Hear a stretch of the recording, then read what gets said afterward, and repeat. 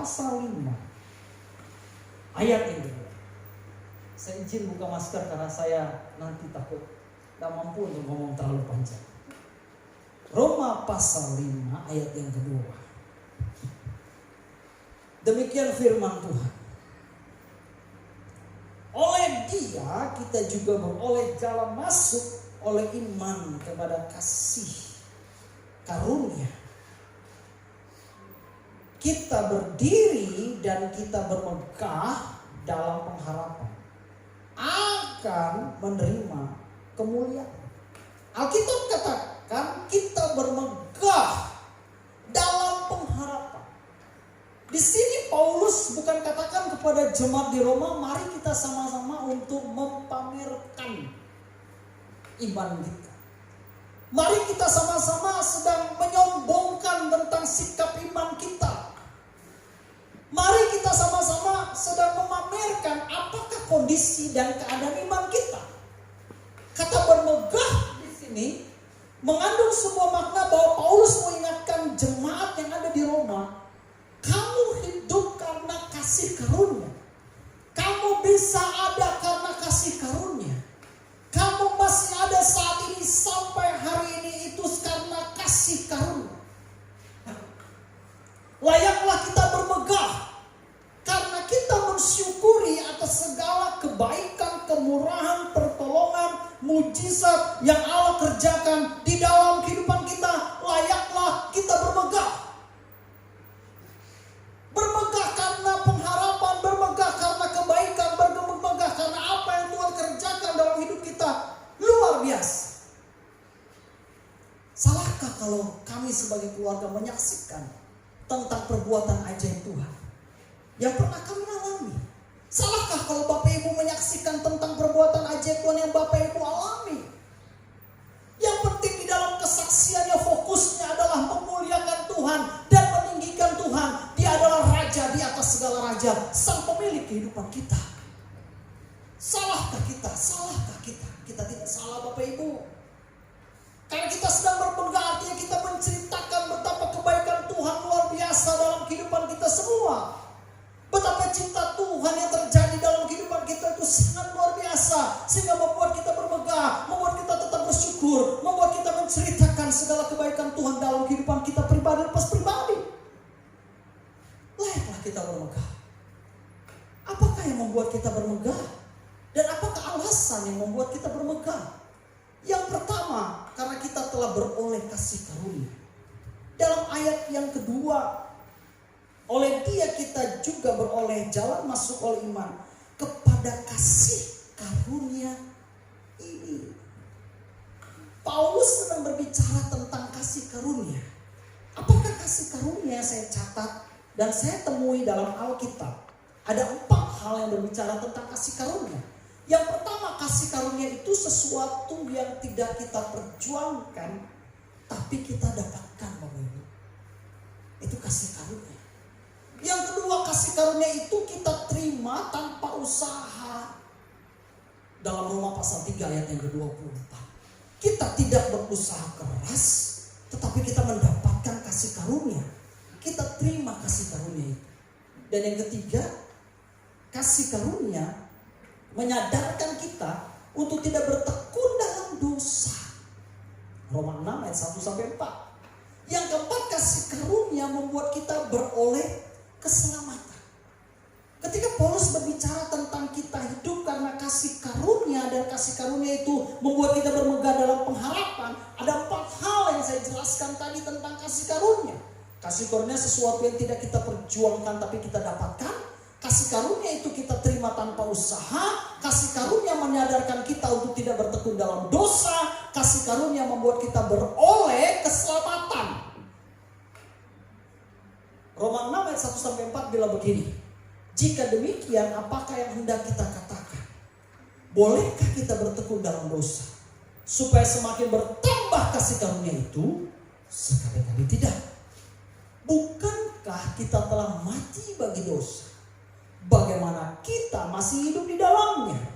Atau tidak tahukah kamu bahwa kita semua yang telah dibaptis dalam kematiannya, Dengan demikian kita telah dikuburkan bersama-sama dengan Dia oleh baptisan dalam kematian, supaya sama seperti Kristus telah dibangkitkan dari antara orang mati oleh kemuliaan Bapa, demikian juga kita akan hidup dalam hidup yang baru. Orang yang telah mendapat kasih karunia, Alkitab katakan, bolehkah kita masih bertekun di dalam dosa? Seharusnya tidak bisa, karena kita telah beroleh kasih karunia. Kasih karunia itu menyadarkan kita untuk kita jangan hidup dan bertekun di dalam dosa. Jangan kita hidup dan bertekun di dalam dosa, karena kasih karunia itu menyelamatkan kita semua, Bapak Ibu. Dan kasih karunia membuat kita beroleh keselamatan. Kata Yesus kepadanya, Akulah jalan dan kebenaran dan hidup. Tidak ada seorang pun yang datang kepada Bapa kalau tidak melalui Aku. Dia pemilik jalan, Dia pemilik hidup, Dia memberikan keselamatan. Artinya bahwa kalau kita percaya Yesus yang adalah pemilik jalan, pemberi hidup itu, maka kita akan beroleh keselamatan. Pada waktu hari Kamis malam, tengah malam, saya dikejutkan dengan mimpi yang luar biasa dan baru terjadi. Saya juga terkejut pada jam 3:30 subuh, saya terbangun dan segera saya berdoa. Mimpi saya menceritakan tentang pada waktu malam tahun baru, itu acara malam tahun baru. Dan kita sedang sore-sorenya berlomba di tempat ini.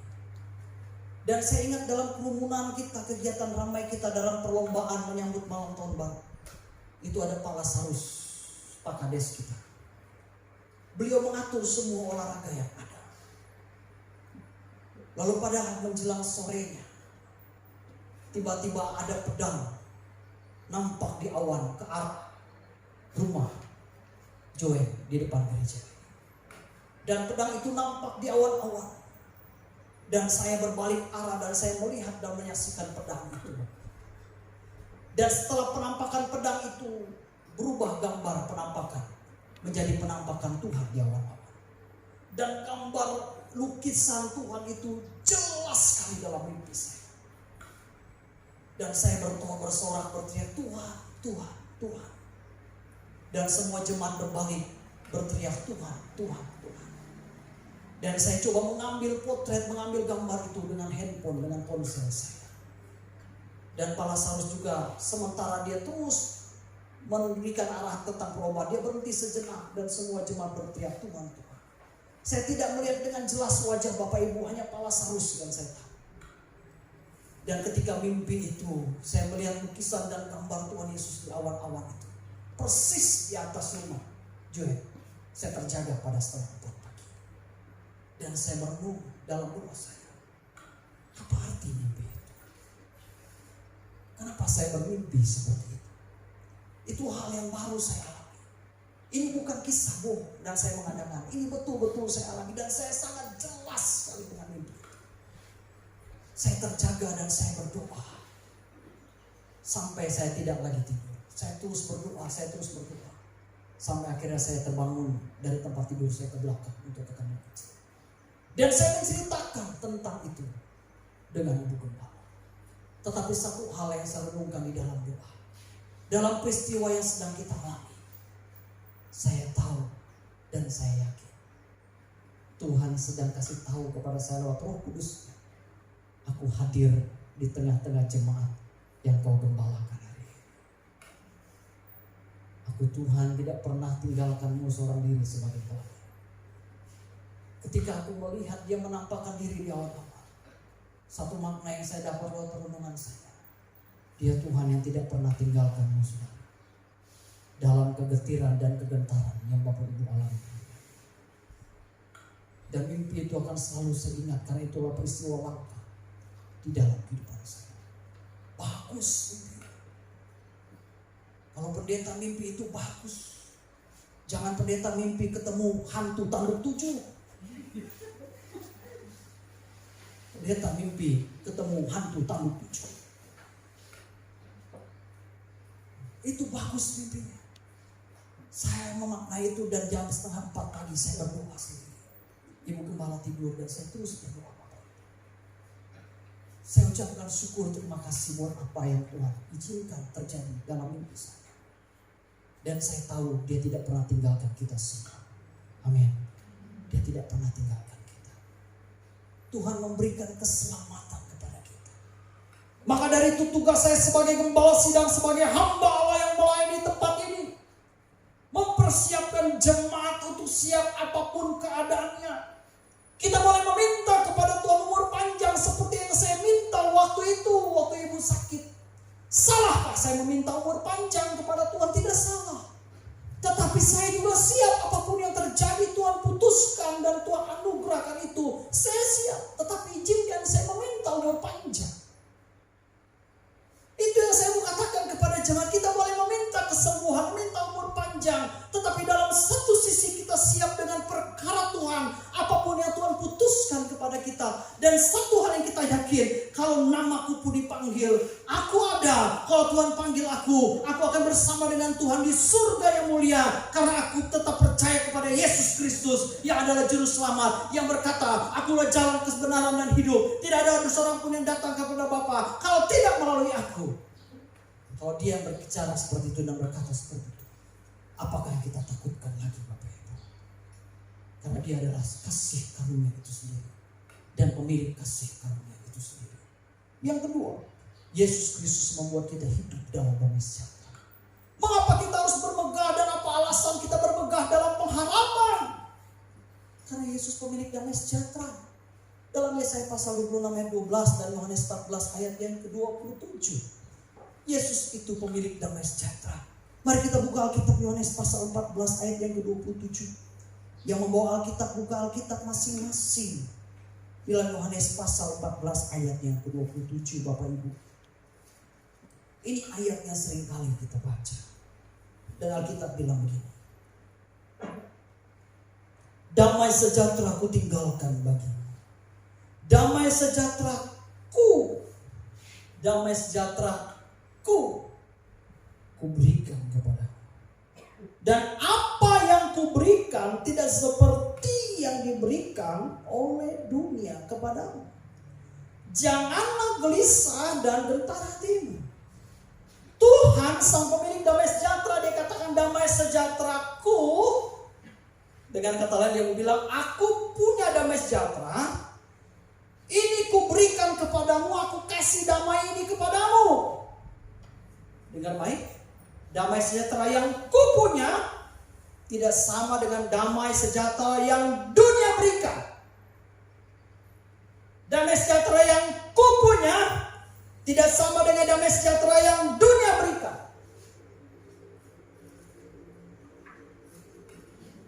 Pernikahan kalau tidak ada band, tidak nyan. Kurang nyan, tidak ramai. Kurang seru. Bun seru. Nggak ada band, bun seru. Coba kalau nikah Peri dengan Matius ada band. Pikir sendirilah kita tuh. Bun seru. Jadi orang mengukur band itu sumber damai. Berjoget itu sumber damai. Tuhan bilang damai sejahtera yang ku berikan tidak sama dengan damai yang dunia berikan. Damai yang dunia berikan itu sementara, kepuasannya hanya sementara. Tetapi damai sejahtera yang Tuhan berikan karena Dia pemilik, Dia kasih kepada manusia dan beda dengan apa yang dunia ini berikan. Dan seharusnya kita sebagai manusia meyakini kalau Yesus pemilik damai sejahtera. Alkitab bilang apa dalam ayat yang ke-27 tadi? Karena itu jangan gelisah dan gentar hatimu. Jangan gelisah dan gentar hatimu. Jadi kalau kita rahasia supaya tidak gelisah, rahasia supaya tidak gentar, kita harus berpegang kepada Yesus pemilik damai sejahtera. Bapak Ibu gelisah gak ada uang? Gelisah hari hujan terus? Gelisah gak bisa noreh? Gelisah gak bayar kredit? Gelisah gak bisa bayar anak kuliah? Jangan gelisah dan gentar hatimu. Aku pemilik damai sejahtera. Bawakan kegelisahan dan kegentaran hati kita itu kepada Tuhan karena Dia pemilik damai sejahtera. Jangan bawakan kegelisahan dan kegentaran hatimu kepada orang yang salah, tapi kepada Tuhan karena Dia pemilik damai sejahtera. Apa yang harus kita lakukan agar kita terus ada dalam damai sejahtera? Apa yang harus kita lakukan agar kita terus ada dalam damai sejahtera? Yesaya 26 ayat 3 bilang, yang hatinya teguh kau jagai dengan damai sejahtera, sebab kepadamu lah ia percaya. Yesaya 32 ayat 17 bilang, di mana ada kebenaran, di situ akan tumbuh damai sejahtera, dan akibat kebenaran ialah ketenangan dan ketentraman untuk selama-lamanya. Alkitab katakan, yang hatinya teguh kau jagai dengan damai sejahtera. Jadi kalau kita mempunyai damai sejahtera, hati kita harus teguh. Dan kalau kita mempunyai damai sejahtera, kita harus hidup dalam kebenaran. Jadi kalau ada orang bertanya, apa rahasia ketenangan dan ketentraman? Hidup dalam kebenaran. Kalau suami nggak hidup dalam kebenaran, bagaimana rumah tangga mau tenang? Kalau istri tidak hidup dalam kebenaran, utang di sana sini, ngebon di sana sini, suami nggak tahu, akhirnya bertengkar, lalu suami marah, mama nih uang banyak-banyak dikasih nih, nggak pernah ada hutang di mana-mana terus, karena mama tidak hidup dalam kebenaran. Suami tidak hidup di dalam kebenaran, gajinya nggak pernah sampai ke rumah. Bagaimana rumah tanggamu tenang? Bagaimana rumah tanggamu tentram? Karena Alkitab katakan, di mana ada kebenaran, di situ akan tumbuh damai sejahtera. Dan akibat kebenaran, karena kita hidup benar, karena kita terus melakukan kebenaran, maka akan terjadi ketenangan, terjadi ketentraman di dalam kehidupan kita.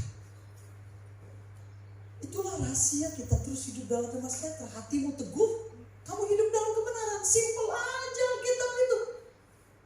Simple aja. Nggak ada perkara lain. Kamu hidup benar, kamu damai, kamu tenang lah jalani hidup. Kalau kamu hidup benar, kamu tidur enak, mimpi pun bagus. Tapi kalau nggak hidup tenang, nggak hidup benar, hutang di mana-mana, ngolet kulat, jalan terus curi karet, curi ayam, curi babi orang. Mimpinya apa? Mimpi dikejar mandau. Mimpi dikejar mandau. Karena apa? Karena hidup gak benar. Gimana kamu mau tidur tenang, mau jalani hidup ini gak tenang? Lewat rumah di mana kamu berutang dengannya, ya kan? Kamu gak berani nengok kaca helm gitu tuh. Tapi kalau kamu hidup benar, hutang dibayar bos, hutang dibayar bu, hutang dibayar pak. Lewat depan rumah yang kita berutang, karena hutang kita bayar, kita senyum lebar, shalom, kita bilang shalom. Tapi kalau hutang gak dibayar, kaca helm pun ditutup, pura-pura gak nengok, untung ada batu di depan, jatuh lo nanti. Ya kan? Gimana hidupmu tenang? Kelakuan gak pernah benar. Tapi kelakuan benar, hidupmu benar, ya tenang, tentram. Ini Alkitab yang bilang. Itu aja sih rahasianya. Nggak ada rahasianya di Google. Ini firman Tuhan yang bilang.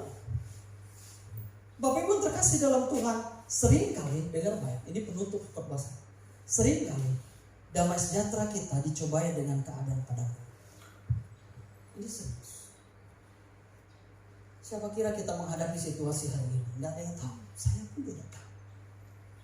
Seringkali kita lagi damai, kita lagi mau bangun gereja, habis letak batu pertama, Pak Bupati, Pak Wakil Bupati datang, Pak Ketua Wilayah, Ketua Daerah, rombongan tamu banyak datang. Semua kita tersenyum. Ibu-ibu masak dengan sukacita. Videonya saya simpan. Ibu-ibu senang, ketawa semua, semangat, saya bahagia. Anak-anak muda semangat, bapak-bapak semangat. Kita sedang down hari ini. Itulah hidup. Tidak selamanya kita lihat mentari, bukan. Tapi kadang-kala kita lihat awan gelap lewat. Tapi tahukah kita, waktu kita Tuhan uji, kita berada di padang gurun. Dengarkan Alkitab dalam Matius pasal 4 ayat 1-11. Mari kita baca dan saya ajak kita membuka. Matius pasal 4 ayat 1 sampai ayat 11. Demikian firman Tuhan. Maka Yesus dibawa oleh Roh kepada gurun untuk dicobai iblis. Dan setelah berpuasa 40 hari dan 40 malam, akhirnya melaparlah Yesus. Lalu datanglah si pencoba itu dan berkata kepadanya, jika engkau anak Allah, perintahkanlah supaya batu-batu ini menjadi roti. Tetapi Yesus menjawab, ada tertulis manusia hidup bukan dari roti saja, tetapi dari setiap firman yang keluar dari mulut Allah. Kemudian iblis membawanya ke kota suci dan menempatkan dia di bangunan bait Allah. Lalu berkata kepadanya, jika engkau anak Allah, jatuhkanlah dirimu ke bawah, sebab ada tertulis mengenai engkau. Ia akan memerintahkan malaikat-malaikatnya dan mereka akan menatang engkau di atas tangannya, supaya kakimu jangan terentuk kepada batu. Yesus berkata kepadanya, ada pula tertulis, janganlah engkau mencobai Tuhan Allahmu. Dan iblis membawanya pula ke atas gunung yang sangat tinggi dan memperlihatkan kepadanya semua kerajaan dunia dengan kemegahannya. Dan berkata kepadanya, semua itu akan kuberikan kepadamu jika engkau sujud menyembah kepada.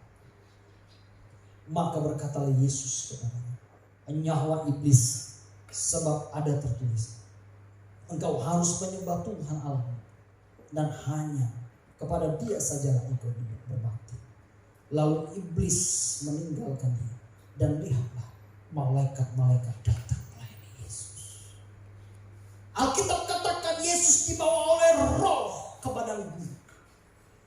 Apakah arti padang gurun? Padang gurun artinya lambang kesukaran. Padang gurun lambang persungutan. Padang gurun lambang persoalan. Padang gurun lambang sakit. Padang gurun lambang kesakitan. Padang gurun lambang pergumulan. Tetapi dengan baik, Yesus di padang gurun, Dia menang atas pencobaan padang gurun. Yesus dibawa oleh Roh ke padang gurun dan dicobai oleh iblis. Dan Alkitab katakan Yesus menang atas pencobaan iblis itu. Walaupun dia digoda untuk mendapatkan semuanya, tetapi Alkitab katakan dalam ayat 10, maka berkatalah Yesus kepadanya, enyahlah iblis, sebab ada tertulis, engkau harus menyembah Tuhan Allahmu, dan hanya kepada Dia sajalah engkau berbakti. Lalu iblis meninggalkan dia, dan lihatlah malaikat-malaikat datang melayani Yesus. Yesus anak Allah saja dicobai oleh iblis. Siapakah kita yang manusia, yang kita tidak beroleh pencobaan? Tetapi dengan baik kita punya Tuhan yang telah menang mengatasi pencobaan. Dan ketika damai sejahtera kita sedang diganggu dengan pencobaan, dengan ujian ini, cobaan, kita punya Tuhan yang telah menang atas pencobaan. Kalau kita punya Tuhan yang menang pada atas pencobaan itu, kenapa kita harus bergantung dan berpaut kepada perkara yang lain? Mari kita bergantung dan berpaut hanya kepada Tuhan, karena Dia telah menang atas pencobaan itu. Jangan gantungkan harapanmu, gantungkan masa depanmu, gantungkan keadaanmu, gantungkan hidupmu pada perkara yang lain, karena kau frustasi dan kau sedang ada di padang gurun. Damai sejahteramu sedang digoncang dan diganggu dengan cobaan seperti di padang gurun. Betul, padang gurun melambangkan kesakitan, kesukaran, onak duri, kelaparan, kehausan. Tapi dengan baik, Yesus adalah Tuhan yang menang di padang gurun, mengatasi pencobaan. Kalau Dia Tuhan yang telah menang di atas pada mengatasi pencobaan, Dia tidak pernah memberikan pencobaan yang melebihi kekuatan kita. Kita mampu untuk menanggungnya. Tapi kita jangan coba-coba, dan jangan juga selalu sangat takut dengan keadaan ini. Sampai pada akhirnya mau lewat jalan reformasi saja, harus lewat lapangan bola, mutar. Orang dari Jalan Angsat, Jalan Mangga gak berani lewat jalan reformasi, berputar lewat lapangan bola. Waktu Ibu Gembala isolasi di situ, orang gak ada lewat gereja. Biasa sidang yang ada di Baru lewat depan gereja, saya lihat lewat lapangan kecamatan situ, mutar. Gak berani lewat sini, mutar lewat lapangan kecamatan. Memangnya kalau kamu lewat situ, Ibu Gembala mau tangkap kamu. Kena corona. Kenapa mutar jauh? Lewat jalan kecamatan. Memangnya ibu gembala mau tangkap? Mak Dea, kenapa karena Mak Dea? Tidak mungkin ibu gembala tangkap Mak Dea. Sengaja supaya Mak Dea tidak corona. Nah mungkin lewat aja. Ya kan? Bilang shalom bu, walaupun kaki gemetar shalom bu. Kalau lewat kan bu, lewat mah. Udah sebutan sih. Emang virus tuh lompat-lompat kayak ketak.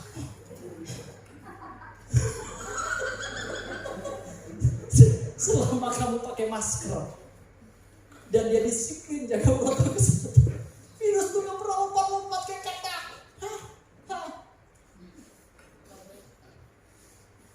Kita sedang ada dalam situasi ini, jangan gentar karena Tuhan bersama dengan kita. Tapi jangan sok coba-coba. Bapak Ibu yang terkasih dalam Kristus, dengarkan ilustrasi saya. Ada seseorang anak Tuhan yang dia setia melayani Tuhan. Dia setia mengasihi Tuhan, setia berbuat yang terbaik untuk pekerjaan Tuhan. Lalu dia mengalami cobaan yang begitu berat dalam hidupnya. Lalu dia berkata, di mana Tuhan ketika semua ini terjadi dalam hidup saya? Padahal saya sudah melakukan pelayanan dengan baik. Lakukan semuanya dengan baik. Pada satu malam, dia mendapat sebuah mimpi yang luar biasa. Dia ada dalam sebuah perjalanan di jalan yang lurus, rata, dan jalan itu sangat baik. Dan dia melihat dia berjalan dengan seseorang, dan dia melihat dua pasang tapak kaki. Dalam perjalanannya yang lurus, jalan yang baik, jalan yang bagus, rata itu, dia berjalan dengan dua pasang tapak kaki. Lalu dia mengerti dan sadar, dia tidak jalan sendiri di jalan yang lurus dan rata. Dia berjalan bersama dengan Tuhan yang sedang menyertai perjalanan. Tetapi ketika dia berjalan di tengah-tengah batuan yang tajam, onak duri ada di situ, rumput belukar ada di situ. Dia tidak melihat dua pasang tapak kaki. Dia hanya melihat satu pasang tapak kaki. Dalam perjalanannya dia berhenti sejenak. Dan dia bertanya kepada Tuhan, kenapa hanya ada satu pasang tapak kaki? Dalam perjalanan di tengah batu yang tajam, onak duri dan rumput belukar ini, aku tidak melihat dua pasang tapak kaki. Kenapa hanya ada satu pasang tapak kaki saja? Lalu Tuhan bilang, berhenti sejenak dan ngomong dengan orang ini. Hai anak, waktu engkau berada dan melihat pada batu yang tajam, semak duri rumput belukar itu, hanya ada satu pasang tapak kaki. Itulah tapak kaki milikku, kata Tuhan. Karena waktu itu engkau tidak sedang berjalan, karena aku sedang menggendongmu. Amin. Waktu kita ada di tengah batu tajam, kita tidak sedang jalan sendiri, karena Tuhan sedang menggendong kita. Karena kita gak mampu hadapi itu, karena Dia Allah yang menggendong kita. Lihat sebelah kiri kanannya, bukan Paul pas Markus Maskar, katakan amin. Adakah Bapak Ibu mengalami hal seperti itu? Kita kekurangan penyertaan Tuhan. Kita gak pernah kekurangan penyertaan Tuhan, karena itu jalan terus. Jalan dengan kepala yang tegak. Dan katakan haleluya, Tuhan bersama dengan kami dalam segala perkara. Jangan berjalan dengan kepala tunduk. Langkahmu mulai seperti ayam pada saya. Dan bilang udah hidup jadi janda, udah gak punya suami lagi. Tetangga kena corona, mati saja aku.